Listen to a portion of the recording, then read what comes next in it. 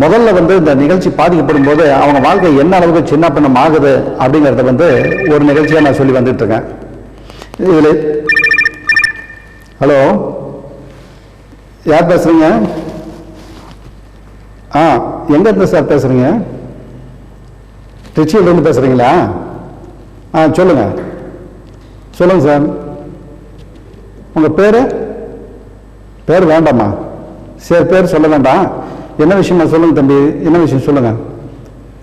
வீட்டில் வந்து திருமணம் பண்றதுக்கு ஏற்பாடு பண்ணிட்டு இருக்காங்களா? நிச்சயம் பண்ணிட்டாங்களா? சரி, ஆமா, நல்ல விஷயம் தானே, நல்ல மகிழ்ச்சியான விஷயம் தானே, நீங்க பண்ணலாமே. என்ன இல்லைன்றதுக்கே தகுதி இல்லையா தம்பி? இல்லைன்றதுக்கே தகுதி இல்லைங்கும் போது அப்பா அம்மாட்ட சொல்ல வேண்டியதான்பா. ஏன் அப்பா அம்மாட்ட சொல்ல வேண்டியதானே? அட பாவி, நல்ல விஷயத்தை வந்து நீ சொல்லும்போது மகிழ்ச்சியை சொல்லணுமா? இந்த மாதிரி இல்லைன்றதுக்கு ஈடுபடுறது தகுதி இல்லைனாக்கா இது என்கிட்ட சொல்றத அப்பா அம்மாட்ட சொல்லி மேரேஜ் ஒத்தி வைக்கணும் இல்லப்பா, பல்ல பண்ணக்கூடாது இல்ல. அப்படி கிடையாது. உன்னால முடியல அப்படிங்கிற ஸ்டேஜ் இருக்கும்போது ஒரு பெண்ணுடைய வாழ்க்கை எப்படி வீண் பண்ற நீ? படுபாவி, உங்க வீட்டில் ஒரு அக்கா தங்கச்சிங்க இருக்காங்கன்னு வச்சுக்க, உனக்கு வந்து இல்லம்பத்துக்கு ஈடுபட முடியாத உன்னுடைய நண்பன் இருக்கான், அவனை ஏற்பாடு பண்ணி கல்யாணம் பண்ணி கொடுப்பியா நீ?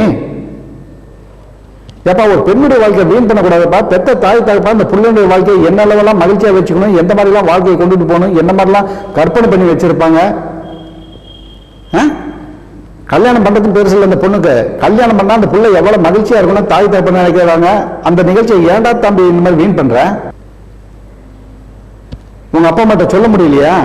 சரி விடு, நான் வந்து இந்த நம்பர் இருக்கு, நான் வந்து சொல்லி உன் மேரேஜ் என்ன நிறுத்தணுமோ அதை நிறுத்தத்துக்கு உண்டான ஏற்பாடு பண்றேன்.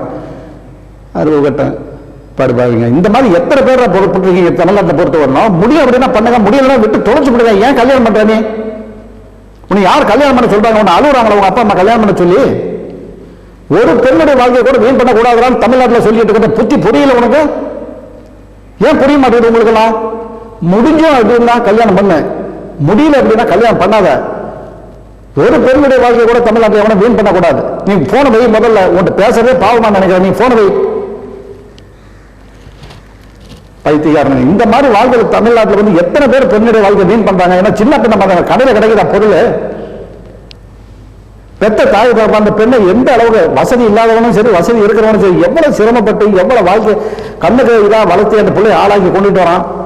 17-18 வயசு 20-21 வயசு எல்லாம் வரும்போது அந்த பிள்ளை என்ன மாதிரிலாம் மகிழ்ச்சியா இருக்கணும் அவன் பெத்த தகப்பன் கனவு கண்டுட்டு இருப்பான்.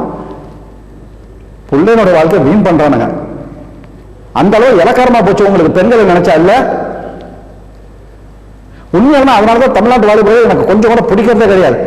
நான் இருக்கடா, ஏன் கவலைப்படுறீங்க? நான் இருக்கிறேன், உங்களை குணப்படுத்தி கொடுத்து உங்களுக்கு மகிழ்ச்சியா இருக்கிற அளவுக்கு நான் பண்ணி கொடுக்குறேன். வந்து கேளு, ஆலோசனை பண்ணு, ஆலோசனை பண்ணி பாரு. உன்னால முடியும் அப்படிங்கிற ஸ்டேஜ் அளவு நான் கல்யாணத்துல மனவரையில உட்கார்ந்து நீ மனைவியோட சந்தோஷமா இருக்கிற அளவுக்கு என்னால பண்ணி கொடுக்க முடியும் அப்படின்னா கண்டிப்பா பண்ணித்தரேன். அதனால தான் நான் பொழுதுனைக்கு ராவு பகலா இதை கத்திக்கிட்டு இருக்கிறேன். நான் பணக்காசு சம்பாதிக்கணும், என் பொண்டாட்டி பிள்ளைங்க நல்லா இருக்கணும்னு நான் சொல்றேன். சேலத்துல தான் உனக்கு ஒரு தகப்பனா இருக்கிற மாதிரி தான், உனக்கு சொந்த தகப்பனா இருக்கிற மாதிரி வா. நானும் உங்க தாய் தகப்பனார்கிட்ட சொல்லி அவங்க சண்டை, ஏன்னா எப்பயுமே பெத்த தாய் தகப்பனார் சண்டை போட மாட்டாங்க, கோவப்பட மாட்டாங்க. அவங்கள சமாதானப்படுத்தி நான் உனக்கு நல்ல முறையில் சிகிச்சை பண்ணி உனக்கு குணப்படுத்தி மனவரையில் உட்கார வைக்கிறேன்டா கண்ணு. வாடாசாமி, சேலத்துல தகப்பனா இருக்கிற மாதிரி வாடா கண்ணை, நான் உனக்கு அனுபவப்படுத்தி நல்ல முறையில் செஞ்சு கொடுக்குறேன் நான். அதனால கவலையே படாத.